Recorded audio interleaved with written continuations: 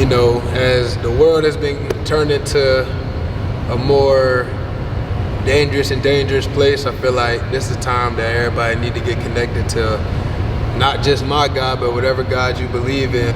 I feel like this is just my God warning me and the rest of the believers that believe in the same thing I do, that he coming back very soon. Just get reacquainted with your God and hold on tight, because the day is coming.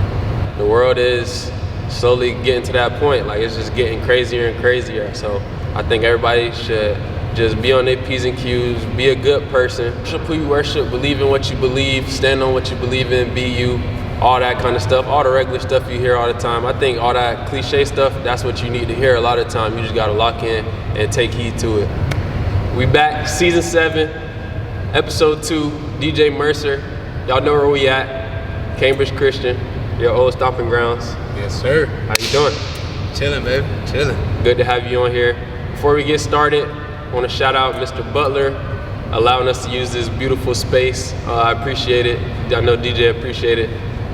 Cambridge Christian, premier private school in the Tampa Bay area. If you're in the Tampa Bay area, your kids need somewhere to go to school, Cambridge Christian is where it's at. This is a Cambridge Christian legend. Came up here. I guess he turned out all right, so you can send your kids here too. Cambridge Christian, yes sir. DJ Mercer. What's up, man? What's on your mind? How you doing? Doing good, man. I got a little bit more to talk about this time, man. Yes, sir. Last time you came on was early, in the beginning. I can't even tell you what season, what episode it was. Definitely one of my main supporters, my dogs. I asked him he could come on a long time ago. There was no hesitation. We got it done. Now we in person. We working our way up. So yeah, we back home. Y'all see the shirt. These not Warner U colors no more. Union College. New destination real soon. Talk to me about that. Talk to me about getting the Union. How excited you are to get there? I'm very excited, actually. There's no bad blood at Warner. You know what I'm saying? It's just this opportunity I just couldn't pass up. I feel like this is going to be a decision and an opportunity that's going to help me take my game where I need it to be. Put some food on the table for my family and my future family. For sure. I'm liking to see the new colors. Shout out to Warner, of course. Like you said, no bad blood, but you did everything you can here. You did everything you could at Warner. So now it's just time for different things. Not finish up, but another step in the basketball career. Definitely happy. Union College, high level, very high level, highly touted, a winning program. Not that Warner wasn't, again, not throwing no shade, but another winning program. All we do is win. I'm happy that you going on a new journey, new destination. So I'm ready to see that this coming season. Before we get too far, again, we're at Cambridge Christian. Your younger brother, Zay, he goes here, Cambridge Christian also. When I first pulled up, DJ was working out his little brother. Talk to me about Zay becoming more of a man now, becoming older, you seeing him grow up, you being a good example, working him out. Just talk to me about brotherhood. And it's crazy. Brotherhood is a crazy thing, because you literally, if you're the older brother, you go from changing this dude's diapers to, bro, why is you in my space? Like, you know what I'm saying? Like, you know what I'm talking about. You got little brothers, but it's been amazing to me, because, and he gonna get mad at me for saying this, but he went from being, fat to this 6'3", 170 pound, lanky, no fat on him, like 14-year-old beast. He's 14 right now, 6'3".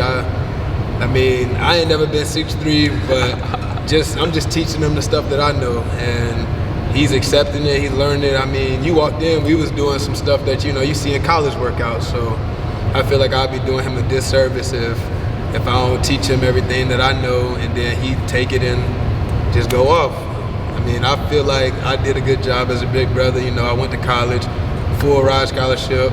They blessed me with another year. I got another full ride scholarship. And I just feel like I showed my brother, look, you keep on knocking these walls down, all these doors will open up. And I tell all my close homeboys and all people all the time that, yeah, I'm pretty good at this basketball stuff and sports in general, but my brother's the one. My brother the one that everybody gonna read about in the newspaper, see on TV on Saturdays, Sundays, whatever day, whatever sport he chooses, you gonna see him on the professional days. For sure. Shout out Zay. Sure, shout out to Zay. Trust me, I already know what time it is. I just interviewed my little brother. Everybody been waiting on that interview. I did that last night. We did that. Shout out to Dame. I got another little brother, Dylan. I already know what time it is. Coming up, everybody used to be like, oh, your little brother's gonna be better than you at this, and I always used to be like, I hope they are. Like, that's the goal. I mean, that's the goal. I can't hope for them to be not as good as me. That's not how that goes. But maybe we failed them if they either are level or below. Facts. You got to give them all the knowledge, all the game, set the best example you can. That's what I've been doing. That's what you've been doing, like you just said. So definitely, that's lit.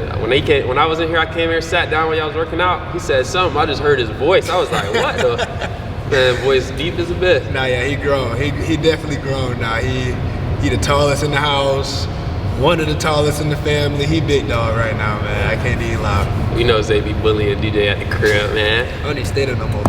Right now, we linking up. We both college athletes, so we don't get this time. We be on the phone a lot of times when I'm in school and stuff. But right now, we here. We both in Tampa talking about being home, off season. Even though it's coming to an end, it's winding down.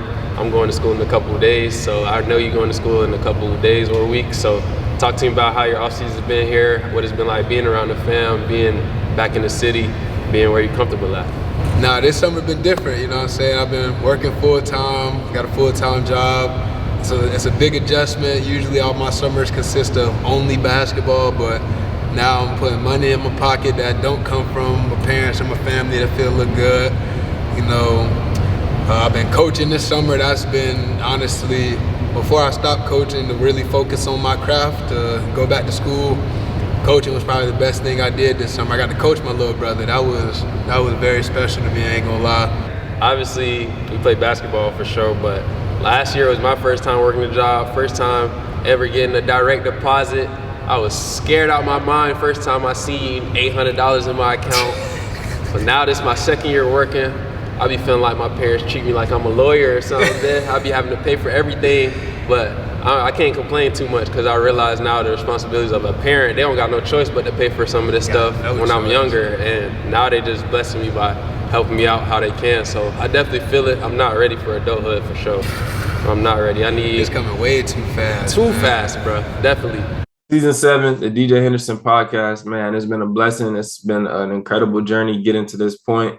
Coming from season 1, making it to season 7, it's been amazing. I appreciate anybody that's been supporting the show, or if this is your first time tuning into the show, I just appreciate you being here, supporting the show, and being able to see this.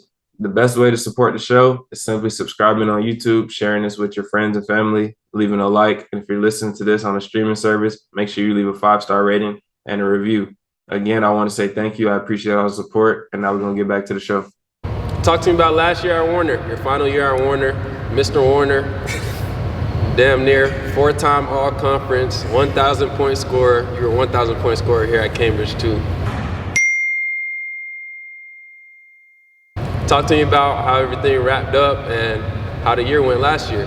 Last year was a bittersweet year for me because going into the year, I did sit down with my coaches and tell them that I wasn't 100% sure if I was coming back from my 5th year after we found out the year before that everybody got an extra year due to COVID. So it was kind of hard for me to go in there, but I had to be upfront with them. But I made sure I told them that no matter how that decision was going to play out, that the year that we had in front of us was going to be the most important thing on my mind. And I gave them my all. It was a special year because I finished the year as the 4th all-time leading scorer in Warner history. Ooh. There's no doubt in my mind that I feel like I would have been number 1 if I would have went back, but I'm not playing basketball for those type of accolades. I want rings, you know what I'm saying? But it was a great year. We went through a lot of adversity. I just want to shout out Coach Ham for dealing with the group that we had. Not saying we were difficult, but we were a special group. We went through a lot of adversity. We lost Player of the Year from the year before. That was hard for us.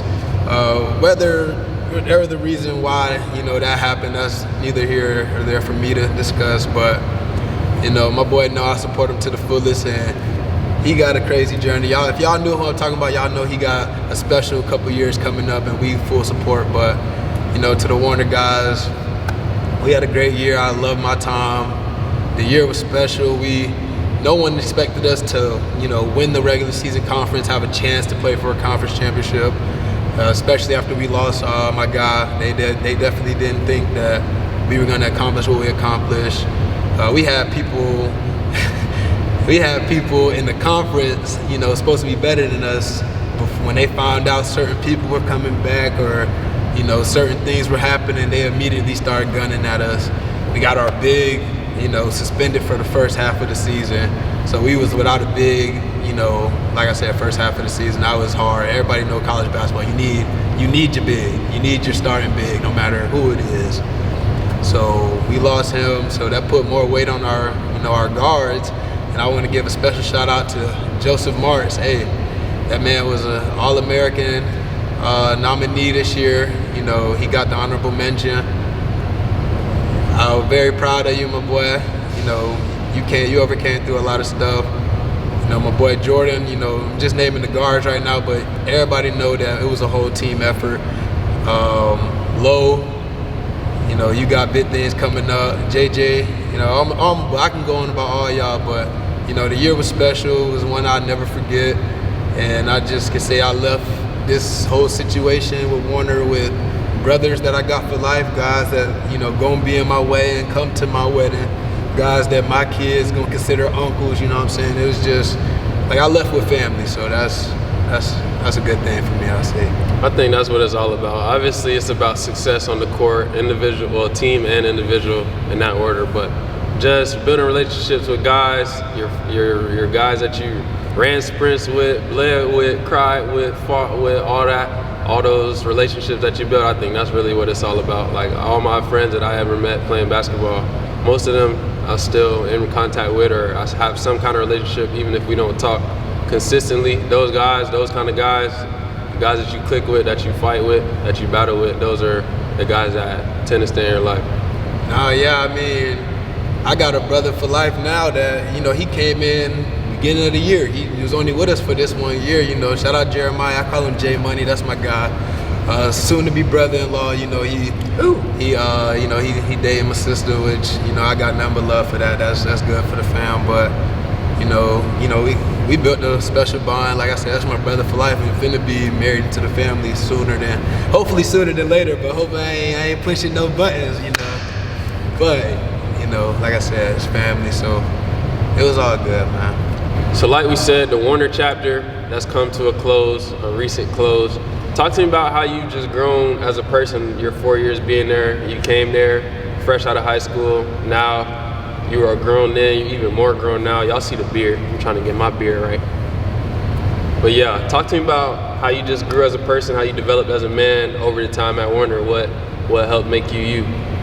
I think just, if you don't know, Warner is a religion Christian school. So, obviously coming from Cambridge Christian, I had a lot of faith background in me. Even before going to Cambridge, my mama instilled into me. My daddy is a pastor and a reverend now. So, like, I got a Christian background and I ain't ashamed of it. But I feel like Warner helped me become more comfortable in my faith. Like, I've never been afraid to admit that I was a Christian, but now it's even more broadcasted. I feel like I spread the word on a daily basis. I spread God's love, and I feel like that helped me grow as a man. Also coming into Warner, I was only 18, very immature.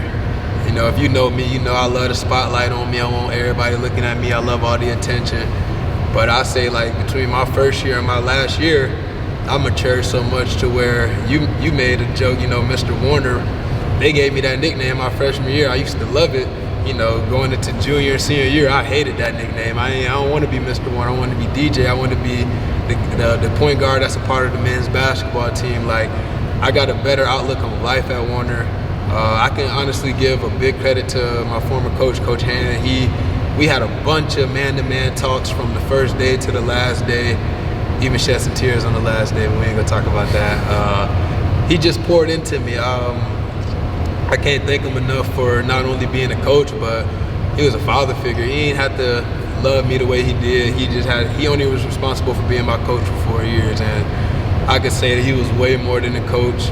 I remember the exact thing I said to him as we were wrapping up, our last little talks after we lost in Sacramento. We played William Jessup. We was in the locker room, and I remember telling him that The only reason why I am the man I am today is because he took a chance on me 4 years ago, and he ain't looked back, and he just took a chance on the kid with the bad attitude that had 40 in CCC and put his jersey on his head because they lost and felt like his team didn't help him enough. And I left that game same way, jersey over my head, but I felt like I didn't give my team enough, and I feel like Coach Hand molded my mindset to believe that if we came up short, not necessarily it was my fault, but not to put the blame on my teammates and start to think about what I can do better or what I could have did. And if you know me from before I went to Warner, you know if something went wrong, it was never my fault. It was always somebody else's fault. So I just want to give a shout out Coach Hand for like not only prepping me to be a man, but holding me accountable when I told him I really wanted to become a man. For sure. Season 7, the DJ Henderson podcast, man, it's been a blessing. It's been an incredible journey getting to this point. Coming from season 1, making it to season 7, it's been amazing. I appreciate anybody that's been supporting the show, or if this is your first time tuning into the show, I just appreciate you being here, supporting the show, and being able to see this. The best way to support the show is simply subscribing on YouTube, sharing this with your friends and family, leaving a like. And if you're listening to this on a streaming service, make sure you leave a 5-star rating and a review.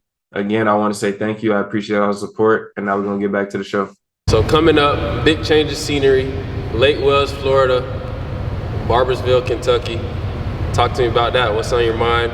What's on your mind about Union, getting to a new atmosphere, a new environment, new culture? Just talk to me about the change that's upcoming. What's on your mind? The scenery out like by the campus, I took a visit. It's not much different from Lake Wells as opposed to, it's not a big city, it's like a small town. Everybody know everybody. There's a lot of camaraderie, which is good. I like to feel like I'm in a loving space because, you know, like in the basketball season, you go through so many emotions, and too many emotions. You wanna at least go through them emotions somewhere where you feel like you loved and cared for. So I got that vibe when I went up there.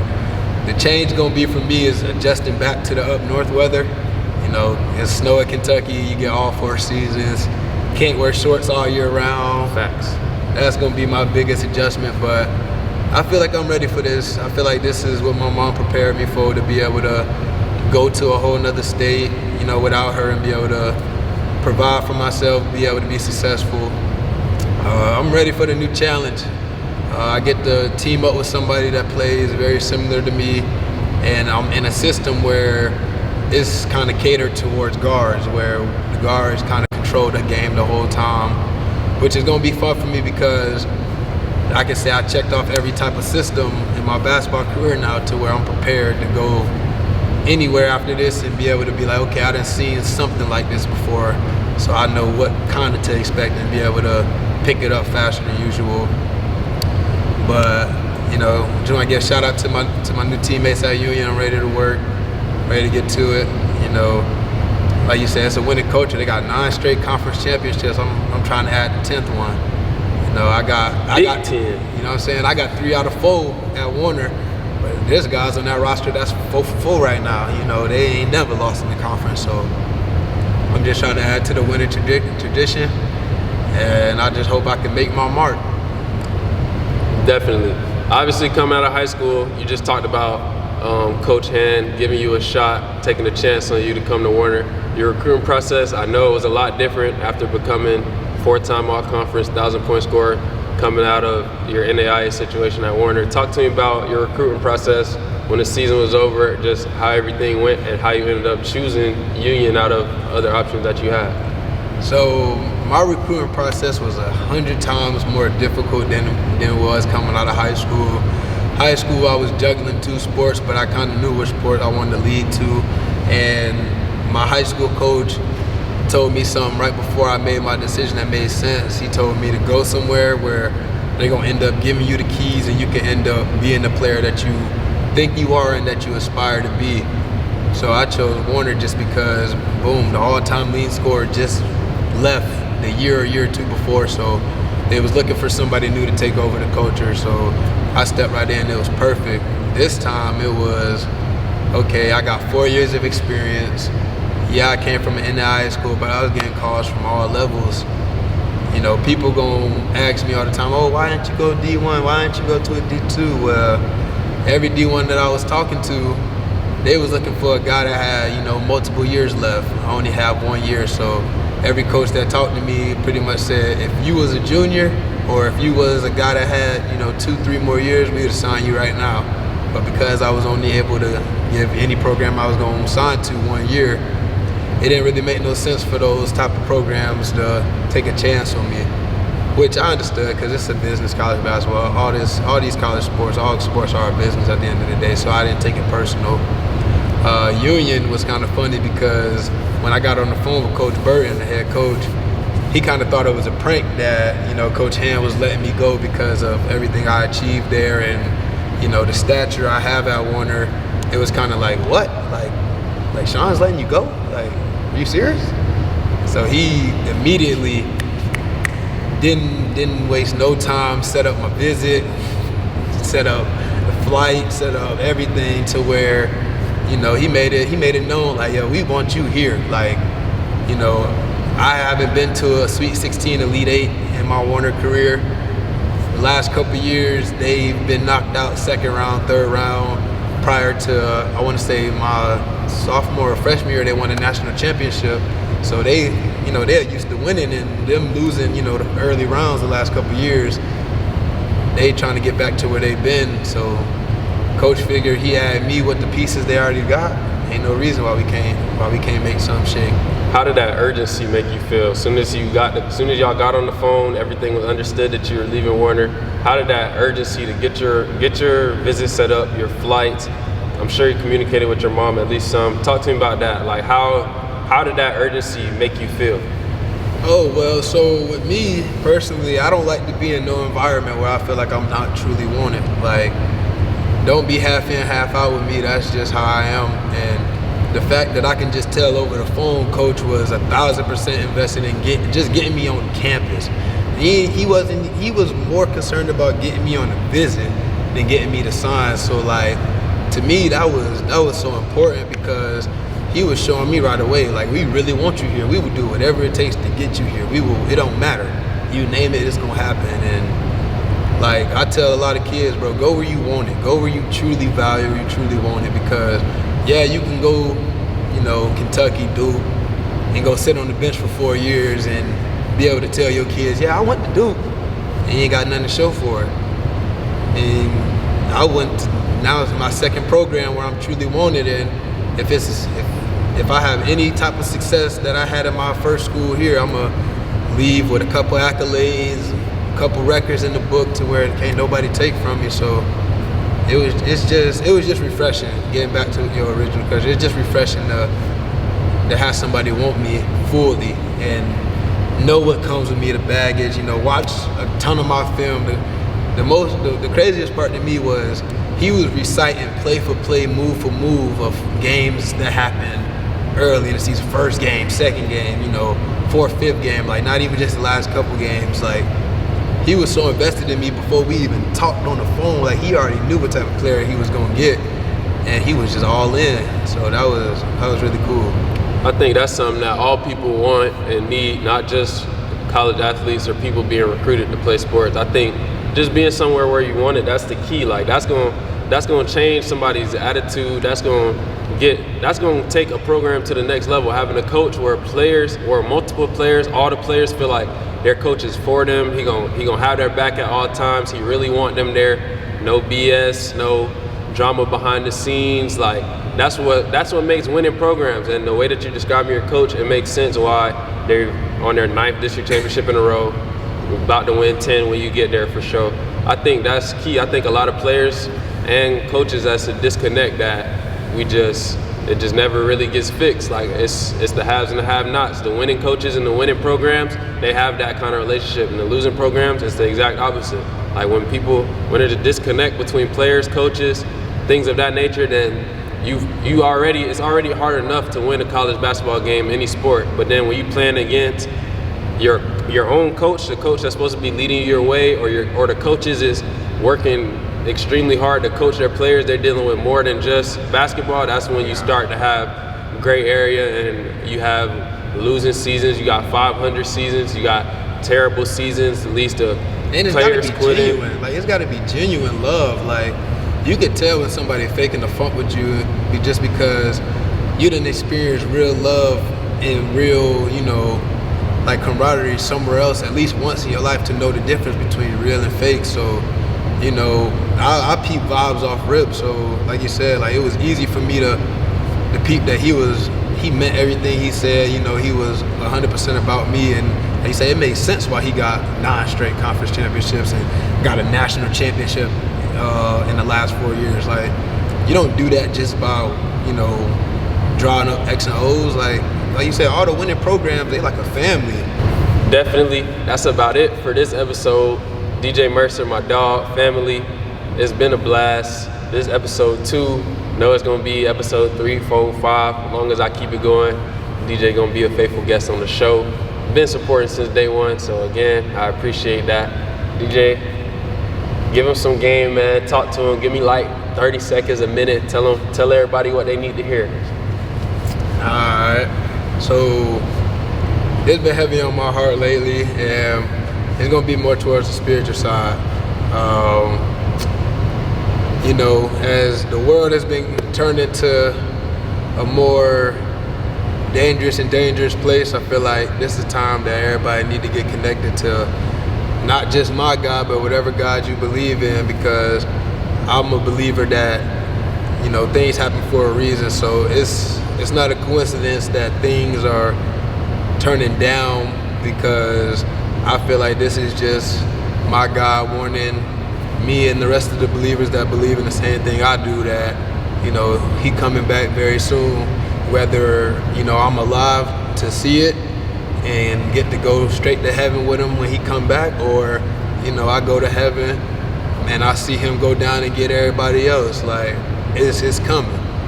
So I feel like whoever you reside to on the spiritual side, I feel like you need to tap in once again, reread whatever words you get into, start to finish, chapter, whatever you want to do. Just get reacquainted with your God and hold on tight, because the day is coming. For sure. The world is a crazy place. I like what he said. Praise, worship, salute any God that you serve. I'm not telling you need to be serving the God I serve, the God DJ serves, the God your neighbor serve, the God your girlfriend serve. I think wherever you do spiritually, that's between you and whoever you're worshiping. But I think definitely the world is a crazy place. Like, every day is something, bro. We got monkeypox, we got COVID back, we got Joe Biden got COVID, we got city girls, hot boys, the world is crazy, bro. We got mass shootings. It seems like every day. Like, it's a crazy world we live in. We got people still being killed by police. I just saw a video. I didn't even want to watch it. I seen it on accident. I seen a dude get shot 60 times by the police the other day. Like, I think, like you said, like, the world is slowly getting to that point. Like, it's just getting crazier and crazier. So I think everybody should just be on their P's and Q's, be a good person, worship who you worship, believe in what you believe, stand on what you believe in, be you, all that kind of stuff, all the regular stuff you hear all the time. I think all that cliche stuff, that's what you need to hear a lot of the time. You just gotta lock in and take heed to it. All the simple stuff, treat people how you wanna be treated, all the smallest things, I think I've been realizing really, that's all you need in life. You just need those basic things, take heed to it, live it, mean it, be it, all that kind of stuff. So again, it's the end of episode 2, season 7. We also a good start. If you tuned in, make sure you like, comment, subscribe, and share the show. If you're watching on YouTube, make sure you do all that. If you're listening on an audio platform, iHeart, Spotify, Apple Podcasts, make sure you leave a 5-star rating, leave a review on the show. Make sure y'all share the show. Somebody you think need to hear this message, DJ Mercer. All the social media is gonna be in the description below. If you don't follow him already, Union College Basketball, Daryl Mercer Jr. Appreciate you, gang. Yes, sir, Brody. And that's it for this episode. See y'all on episode 3.